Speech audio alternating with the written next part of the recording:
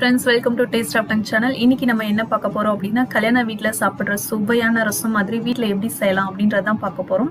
இந்த ரெசிபி நான் எங்க மாமியார் கிட்ட இருந்து கத்துக்கிட்டேன். அவங்க சொன்ன சீக்ரெட்ஸ் எல்லாம் நான் உங்களோட ஷேர் பண்ணிக்கிறேன். சோ வீடியோவை ஸ்கிப் பண்ணாம பாருங்க.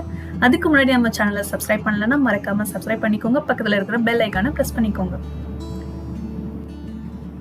வாங்க நம்ம எப்படி ரசம் செய்யறதுன்னு பார்க்கலாம். நான் ஒரு லெமன் சைஸ் அளவு புளி ஊற வச்சிருக்கேன். அதுல இருந்து தேவையான அளவு புளிக்கரசல நம்ம எடுத்து வச்சுக்கலாம்.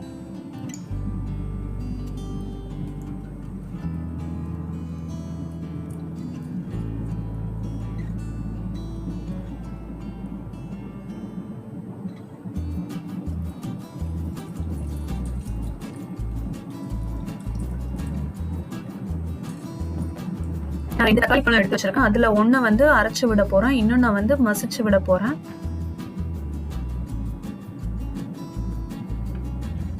நம்ம தக்காளி பழத்தை கையில மசிச்சு விடும் போதுதான் நம்ம கல்யாண வீட்டுல சாப்பிடும் போது நமக்கு இடையிடையே கிடைக்கிற மாதிரி தக்காளி பழம் கிடைக்கும்.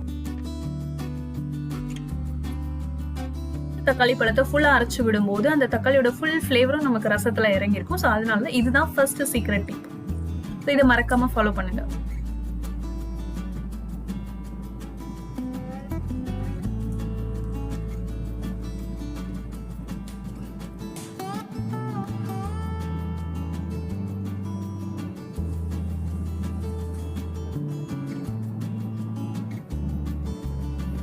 இப்போ ரசத்துக்கு தேவையான மசாலாவை அரைச்சிக்கலாம்.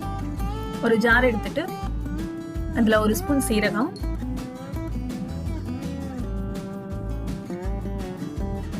1 ஸ்பூன் மிளகு.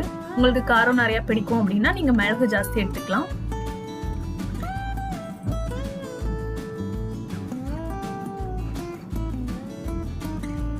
எட்டு பல் பூண்டு.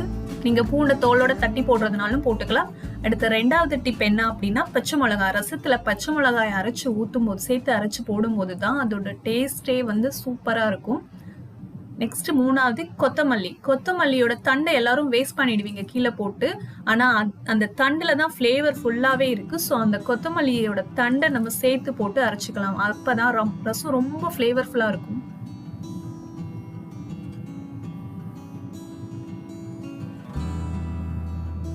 மிச்சம் இருக்கிற தக்காளியை நம்ம கட் பண்ணி ஜார்ல சேர்த்துக்கலாம்.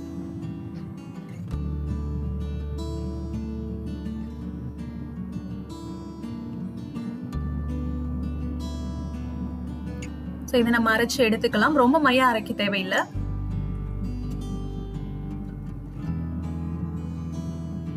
இப்ப நம்ம அரைச்சு எடுத்து வச்ச விழுத இந்த புளிக்கரசலோட சேர்த்து மிக்ஸ் பண்ணிக்கலாம்.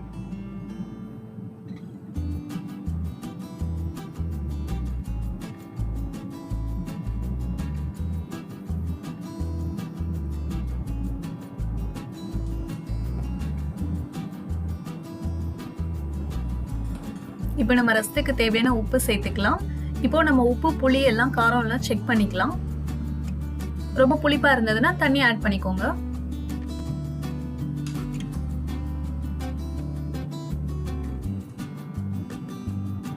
இப்போ ரசத்துக்கு தேவையான தாளிப்பு செஞ்சிடலாம். கடாயில எண்ணெய் ஊத்திட்டு கடுகு, உளுந்தம் பருப்பு, கொஞ்சமா சீரகம்,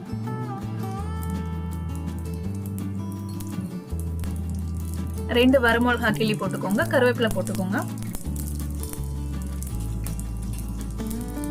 மறக்காம பெருங்காயம் சேர்த்துக்கோங்க. பெருங்காயம் நல்ல டேஸ்ட் கொடுக்கும் ரசத்துக்கு. அது மட்டும் இல்லாம செரிமானத்துக்கும் நல்லது.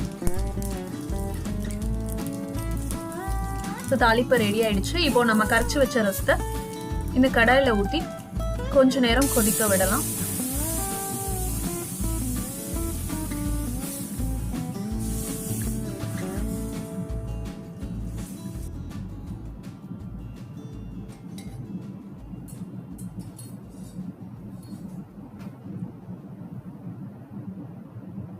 கொஞ்சம் மஞ்சத்தூள் சேர்த்துக்கோங்க. இப்ப ரசம் சூடாகட்டும். இதுல முக்கியமான பாயிண்ட் என்ன அப்படின்னா ரசத்தை கொதிக்க விடக்கூடாது. கொதிக்க விட்டா அதோட டேஸ்டே போயிடும். இந்த மாதிரி நொரக்கட்டி வந்ததும் நம்ம வந்து இறக்கிடணும். அப்பதான் டேஸ்டா இருக்கும்.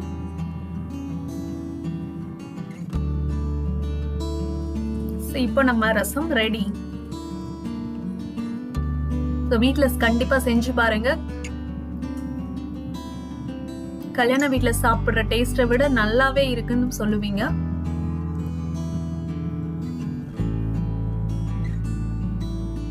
உங்களுக்கு இந்த வீடியோ பிடிச்சிருந்ததுன்னா லைக் பண்ணுங்க, ஷேர் பண்ணுங்க, மறக்காம சப்ஸ்கிரைப் பண்ணுங்க.